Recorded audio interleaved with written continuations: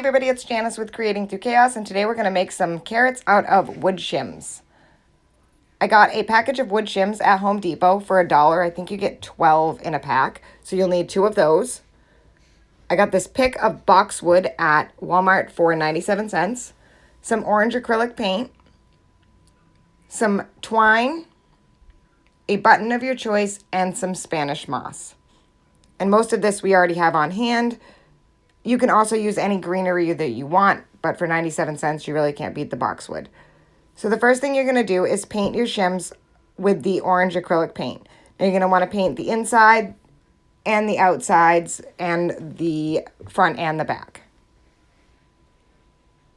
Now once they're all painted, you're going to pull some picks off of the boxwood. So just pull a few of the littler pieces off of it, and see they have a little bump out. I'm going to cut that off so that they sit flush up against the shim, and you're going to glue them to the top of one of the shims on the fat end. So the shims are like one end is fatter and one end goes down thinner. So you're going to glue those all to the top, just like that. And you can use as much greenery as you want. I figured 3 was good. Then you're going to hot glue the rest of the shim and then lay your other shim on top of it. And then just squeeze it together to hold it so that they're flush up against each other and they get a good seal.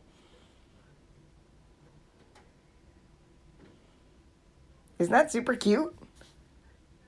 Next, you're going to take a little bit of the Spanish moss, and I mean like a little bit, and I'm going to glue it to the top right below the greenery. And I'm going to do that on the front and the back.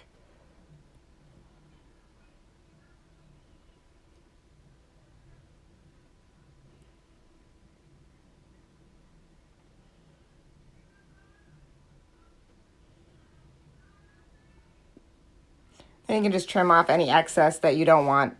Spanish moss is very messy. Look at cute. Next, you're going to take your twine, and I'm going to wrap it around my hand a few times, just around my fingers. And then I'm going to take another small piece of twine and tie off in the center. And that is going to be the bow that I'm going to use.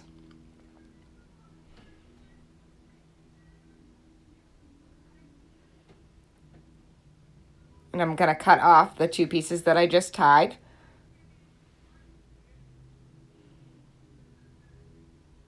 And then you kind of just spread out the loops, and you have yourself a cute little twine bow. I'm going to glue that right underneath the Spanish moss. And then next I'm going to glue the button to the center.